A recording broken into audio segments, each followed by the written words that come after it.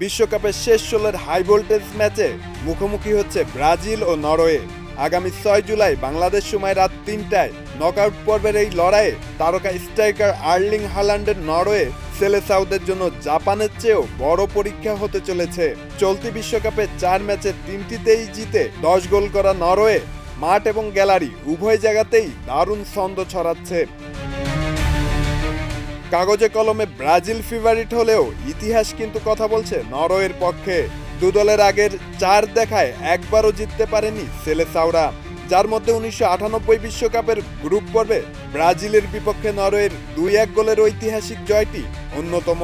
অবশ্য চলতি বিশ্বকাপে ইতিমধ্যে ৫ গোল করা নরওয়েজিয়ান স্ট্রাইকার হাল্যান্ড ব্রাজিলকে এগিয়ে রেখেই বলেছেন, ব্রাজিলকে হারিয়ে পরের পর্বে যাওয়ার সম্ভাবনা আমাদের ক্ষীণ, লড়াইটা মোটেও সহজ হবে না।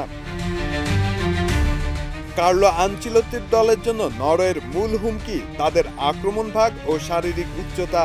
হাল্যান্ড, সরলাথ, মিডফিল্ডার বার্গ, ডিফেন্ডার আয়ের ও হেগেমেদের গড় উচ্চতা প্রায় ৬ ফুট ৩ ইঞ্চি। অন্যদিকে ব্রাজিলের স্কোয়াডে সবচেয়ে লম্বা খেলোয়াড় গাব্রিয়েল মাগালাহায়েস, যার উচ্চতা ৬ ফুট ৩ ইঞ্চি। ৫ গোল করা হাল্যান্ড ও ওডেগার্ডের বিধ্বংসী জুটি ব্রাজিলের রক্ষণ ভাঙতে পুরোপুরি প্রস্তুত। একই সাথে সরলাথ ও আয়েরের মতো লম্বা খেলোয়াড়দের শারীরিক শক্তি ও এরিয়াল বল রুখতে ব্রাজিল কোচ আনচেলত্তি মূলত মাগালাহায়েসের উপরই ভরসা রাখছেন। এক্ষেত্রে মাগালাহায়েসের প্রিমিয়ার লিগে খেলার দীর্ঘ অভিজ্ঞতা দারুণ কাজে দেবে।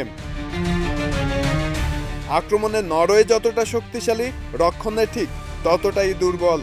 আসরের ৪ ম্যাচে ইতিমধ্যে তারা ৮টি গোল হজম করেছে। নরওয়ের এই রক্ষণাত্মক দুর্বলতাকে কাজে লাগাতে পারেন ব্রাজিলের গতিময় ফরওয়ার্ড ভিনিসিয়াস ও রায়ান। নরওয়েতে একক তারকা থাকলেও দলগত শক্তি ও ভারসাম্যের দিক থেকে এগিয়ে থেকে ফেভারিট হিসেবেই মাঠে নামবে ব্রাজিল। শব্দ নীল, দেশ রূপান্তর।